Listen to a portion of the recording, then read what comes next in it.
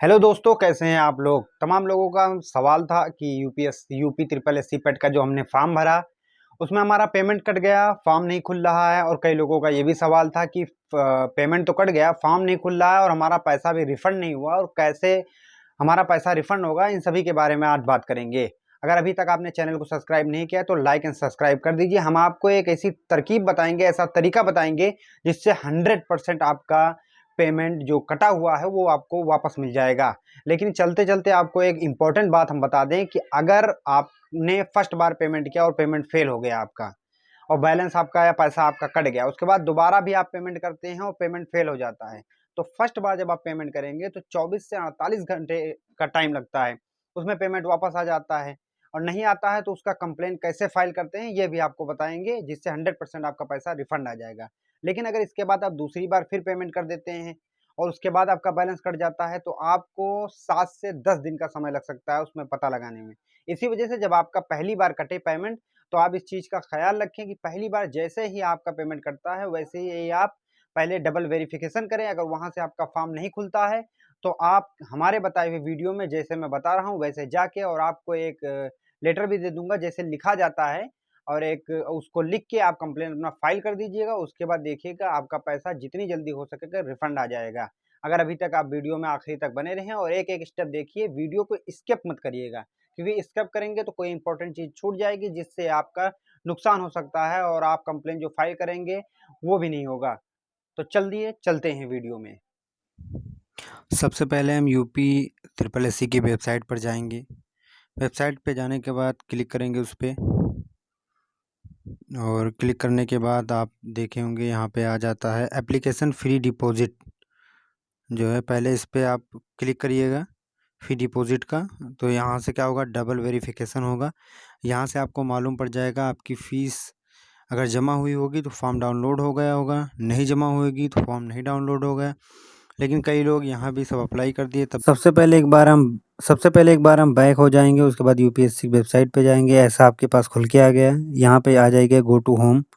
Home पे आ गए, close करिएगा। यहाँ पे आपको कॉन्टैक्ट का दिख रहा होगा ऑप्शंस, यहाँ पे इस पे क्लिक करिएगा। यहाँ पे देखिए आपको ईमेल आईडी मिल गई, ऑनलाइन यूपीएससी का वो मिल गया, फ़ोन नंबर मिल गया। और फ़ोन नंबर से भी आप कांटेक्ट कर सकते हैं। अगर आप जल्दी चाहते हैं, आप कंप्लेन नहीं डालना चाहते, तो फ़ोन नंबर से आप कांटेक्ट कर सकते हैं। फ़ोन नंबर आपके स्क्रीन पर शो हो रहा है। और इसकी जो है टाइमिंग की अगर बात करें तो दिन में 10 बजे से शाम 5 बजे तक है, आप संपर्क कर सकते हैं। लेकिन हमको कंप्लेन करनी है तो हम यहाँ से जाएँगे, क कॉन्टैक्ट अस पे क्लिक करेंगे, नीचे स्क्रॉल करेंगे, यहाँ दिख रहा होगा आपको छोटा-सा रिपोर्ट लिखा हुआ है, रिपोर्ट पे हम क्लिक करेंगे। यहाँ पे आ गया, देख रहे होंगे आप, होम बटन पे ये खुल के आ गया एडवाइस असाइनमेंट कैंडिडेट। और ये देखिए ऊपर की तरफ यहाँ पे ग्री इस पे ये देखिए ग्रीवियंस पे आ गया। अब यहाँ पे पहले आप अपना कंप्लेन लिख दीजिए, आपका कंप्लेन क्या है। इसमें हम general feedback, registration problem, bank transaction problem. तो आप लोग कह रहे थे कि हमारा पैसा कट गया है, हम क्या करें? तो इसमें कई चीज़ें हैं, जैसे चेंज मोबाइल करना है, change request for email ID, change request for mobile number, email ID, general feedback. क्योंकि कई बार आप ऑनलाइन करते हैं, लोग कहते हैं कि आपका चेंज ही नहीं होगा, आप चेंज नहीं करा सकते जो एक बार हो गया। तो देखिए यहाँ का भी रिक्वेस्ट है। और bank transactions problem, application status, result declaration related problem and OTR से रिलेटेड। तो हम लोगों का जो प्रॉब्लम है बैंक ट्रांजैक्शन से है, तो हम बैंक ट्रांजैक्शंस पे क्लिक मार देंगे। अब यहाँ पे अपना फुल नेम लिखना है, आपका जो भी नेम है यहाँ पे फुल नेम अपना लिख दीजिए।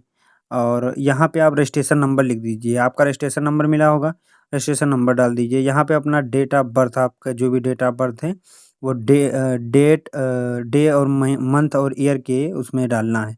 फिर आप अपना जेंडर सेलेक्ट कर लीजिए, जो भी है मेल फीमेल जेंडर है, आप जेंडर सेलेक्ट कर लीजिए। मोबाइल नंबर आप डालिएगा, मोबाइल नंबर में ख़्याल है आप वही मोबाइल नंबर डालिएगा जिससे आप पेटीएम चलाते हैं, या जिस भी ऑनलाइन से आपने किया है तो उस पे उसको डालेंगे, वो आपके लिए बढ़िया रहेगा। और अदर कॉन्टैक्ट नंबर भी है तो दूसरा डाल दीजिएगा, हो सकता है कभी संपर्क किया जाए नहीं। और ईमेल आईडी ज़रूर डाल देना है। एक चीज़ ये याद रखें, जिस पे ये रेड कलर का स्टार बना हुआ है और सब वो डिटेल आपको डालना ही डालना है, बहुत ज़रूरी है। उसके बाद सब्जेक्ट टॉपिक आप लिख दीजिएगा। अगर सब्जेक्ट टॉपिक आपको नहीं पता है तो सब्जेक्ट टॉपिक का हम आपको डिस्क्रिप्शन में डाल देंगे, क्या टॉपिक रहेगा।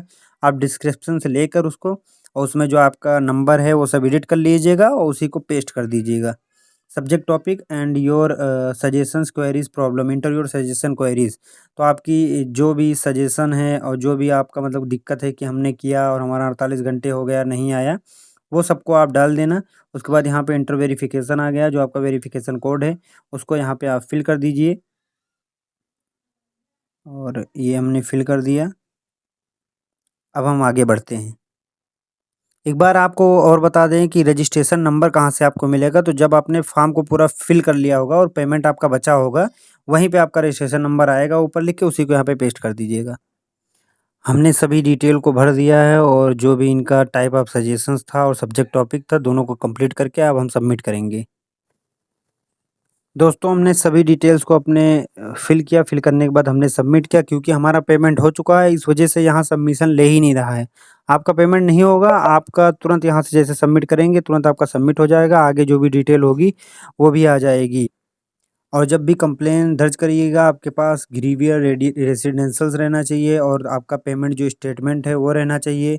रजिस्ट्रेशन नंबर आप रखिएगा, ट्रांजैक्शंस रेफरेंस नंबर आप रखिएगा, और जिस बैंक से आपने पेमेंट किया है, यूपीआई पेमेंट्स किया है, उसका मैसेज रखिएगा और डेट टाइम भी मेंशन कर दीजिएगा और पेमेंट अमाउंट भी लिख दीजिएगा और कितने बजे आपने पेमेंट किया इसको भी लिख दीजिएगा। और जहाँ पे पेमेंट आपका फेल दिखाता है फॉर्म भरते समय, उसको भी आप स्क्रीनशॉट ले लीजिएगा। और अगर हो सके, अगर आपसे मत इतना तो आपके लिए ठीक है, लेकिन हो सके तो आप पासबुक का जो स्टेटमेंट होता है वो भी निकलवा लीजिएगा, वो ऑप्शनल है आपके ऊपर। क्योंकि ऐसा जब भी हम करें तो पक्का रहे पूरा। और दूसरी बात है, आप ऑनलाइन भी कंप्लेन इसकी दर्ज कर सकते हैं। आप इसकी वेबसाइट पे जाएँ, upSSC@NIC.in पर जाकर आप कंप्लेन दर्ज कर सकते हैं। और आपको एक तीसरा ऑप्शन भी साथ में बता दे रहे हैं, वीडियो में भी बने रहें, स्किप मत करिएगा कि हमने बता दिया अब हम देख लेंगे। तीसरा ऑप्शन जो आपके पास है, एसबीआई ई-पे है, हेल्प डेस्क और हेल्पलाइन नंबर। वहाँ पे सभी डिटेल्स, रेफरेंस बैंक और सारा दे दीजिएगा। वहाँ पे आपके बात करने का भी ऑप्शन है और बैंक की वेबसाइट भी है, वहाँ से भी डायरेक्ट आप कर सकते हैं और कांटेक्ट भी कर सकते हैं अपना बता के। तो कहीं भी अगर आपको समस्या आए, फिर आप हमको बताइएगा कमेंट बॉक्स में। अगर इसमें भी समस्या आती है तो हम उस समस्या का समाधान ज़रूर करेंगे। अगर अभी तक आपने हमारे चैनल को सब्सक्राइब नहीं किया है, लाइक एंड सब्सक्राइब कर दें। और